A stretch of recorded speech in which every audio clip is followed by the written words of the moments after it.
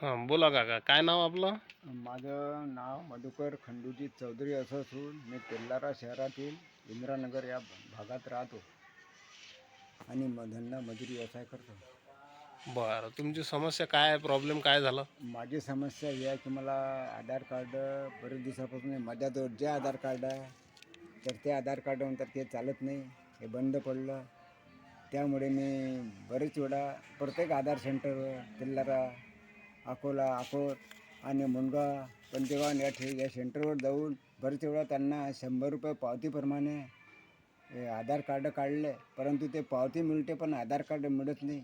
पण बरेच वेळा मी ते पाहण्यासाठी गेलो तर ते सांगतात की बा तुमचं आधार कार्ड रिजेक्ट झालं, तुमचं फेल झालं, हे डबल काढ लागते. असं करता करता मी बरेच वेळा 100 रुपये पावती पण 10-12 वेळा काढलं, परंतु त्याचा काहीच फायदा झाला नाही.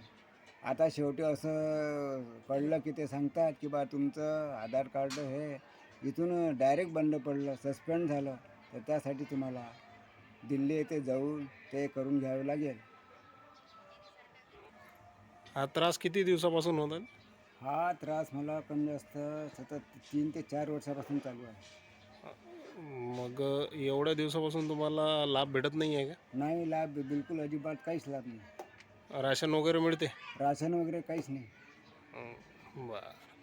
आधार कार्ड अपडेट नसल्यामुळे आधार कार्ड ते म्हणतात आधार कार्ड तुमचं अपडेट नाही आणि तुमचे बोटाचे ठसे येत नाही, फिंगरप्रिंट्स येत नाहीत. त्यामुळे आम्ही तुम्हाला फिंगरप्रिंट नाही, त्यामुळे आम्ही तुम्हाला धान्य देऊ शकत नाही. अच्छा. या प्रकाराबाबत आपण माननीय तहसीलदार साहेब यांना माहिती दिली का?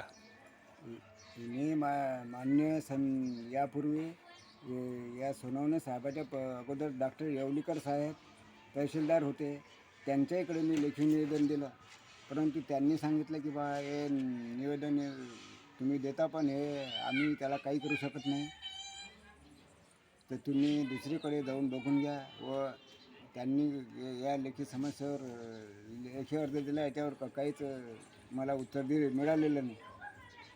ते म्हणत आमच्याजवळ काहीच पर्याय नाही, तुम्ही दुसरीकडे बघून घ्या असं सांगितलं. तसेच त्यानंतर जे सोनवणे साहेब आता रुजू आहेत त्यांच्याकडे मी गेलो, त्यांना लेखी अर्ज दिले, परंतु त्यांनी हे सांगितलं की बा आम्ही काही करू शकत नाही आणि तुम्ही वारंवार येऊन आमचा वेळ वाया घालू नका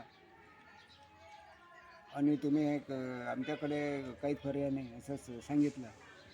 मी त्यांना चांगले विचारलं की याबद्दल तुम्ही काही आम्हाला मार्गदर्शन करा, काही सल्ला सांगा. तुमच्याजवळ ते अधिकार आहेत म्हणून आम्ही तुमच्याजवळ आलो. आम्ही तुमचे शासन दरबारचे मायबाप आहात, जनतेचे तुम्ही मायबाप आहात, तर तुमचे आम्ही अशा आशा बाळगून की तुम्ही आम्हाला काही मार्गदर्शन करावं आणि आमचे हे कामं करून द्यावे, याबद्दल आम्हाला काही सल्ला द्यावा. मग काय म्हणाले?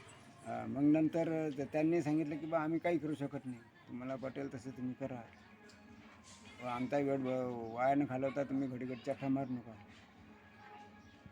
त्यांनी समजून घेण्याचा कधीच काही प्रयत्न केला नाही माझ्या अर्जाचा. आपली इच्छा मागणी काय आहे आता?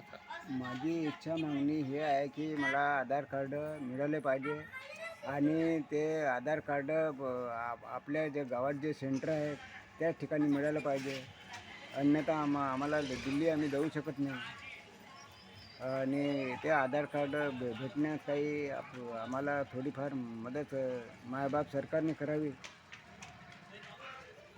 अशी आमची विनंती आहे.